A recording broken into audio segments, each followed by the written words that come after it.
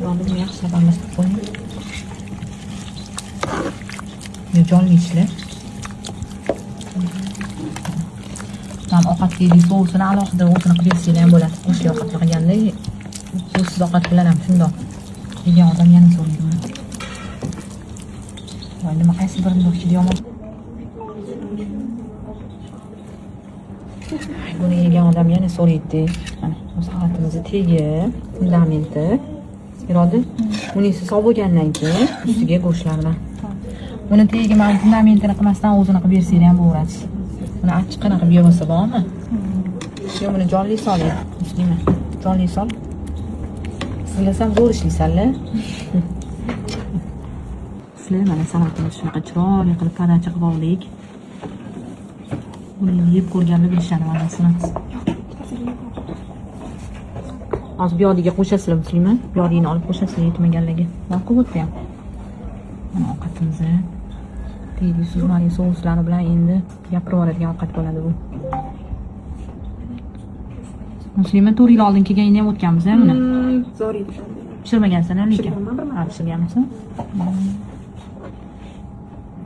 Mana butun bahsimizda qizlar shunaqa zo'r pirog o'rganishdi. Buni mazasi o'zini ko'rinishidan ham zo'r bo'lib chiqadi.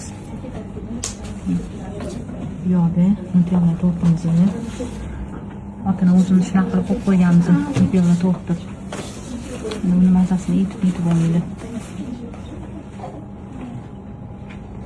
Yo'lda bundan ham pishirib ko'rsang, hamma narsani bittaga o'xshab chiqadi-yu. Yaxshi xotin bahonadim. Nastiga ham bir ona olib kelibsan. Qarang, yeb ko'rib yetaman mazasini. O'tgan. Iroda hozir o'zida bir qilib yotib ko'rasan, alum kechqurun yesang, oralarini ko'rsatib bergan. Mevalarni surib olmadinglar, mayli endi.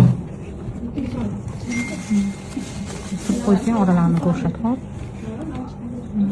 Tagi bilan uni hozir shimilmagan. Oralarni nima deyapsiz? Sochning rajini ketdi. Mana shokoladlarni qaraydi. Kofe bilan ketadi. Quruq bo'lmaydi. Mana sloylari sizlarda ko'rinadi. Endi sizlar xamir qaraydi.